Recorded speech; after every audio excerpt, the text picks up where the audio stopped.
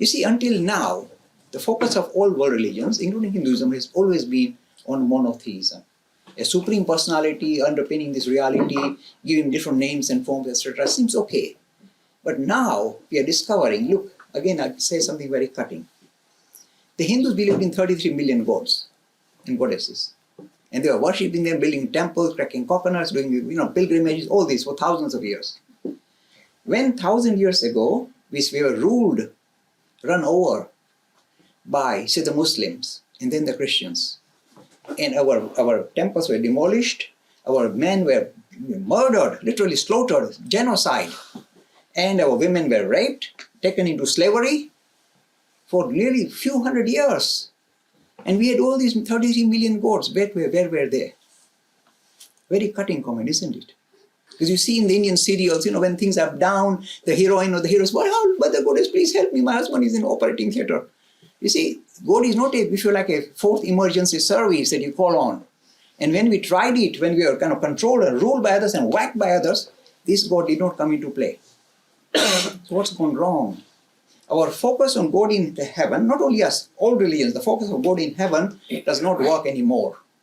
We need not to rely on some external force to come and help us in difficult times. We have to rely on ourselves, stand on our own feet and sort ourselves out. This is the teaching of esoteric Hinduism. Not focusing on a God in the heaven, focusing on humanity and standing on your own feet to sort your condition out rather than wait for some God to step in. This is a wonderful teaching at the heart of Hindu tradition, and yet we had abandoned it and we are kind of focusing on the external gods and goddesses, and they didn't help us in difficult times. So it's time for us to move, if you like, the focus on an external God into God in humanity, seeing God in humanity, empowering God in humanity, asking human beings to recognize their own dignity, stand up for their rights, and sort themselves out rather than rely on some external God to come and step in. Now this is just not for the Hindus. Hindus are now learning very fast. Seeing and serving God in humanity is the new message, evolved phase of Hinduism. But this is necessary not just for Hindus. I said, what I'm presenting to you is meant for the greater humanity. The same thing is necessary for all the Abrahamic traditions too. This idea of focusing on external God creates violence in the name of God.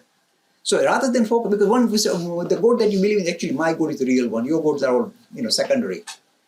So this issue of seeing not God in heaven as some supreme personality that you focus on, because it creates cancerous behavior.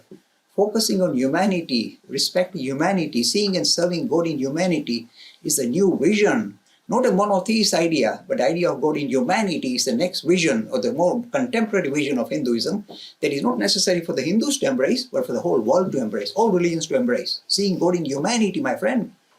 The clearest vision of God, says our tradition, is human beings. The thing that's coming visible through their eyes is something that is underpinning it, which is essentially spiritual rather than material. Again, a very powerful thought right at the heart of Hindu tradition that needs to be readdressed, revived, and refreshed and presented to the modern world. Free e-learning course in Hinduism. To register, please visit www.hindu-academy.com. Talks on Hinduism. Sponsored by People Care.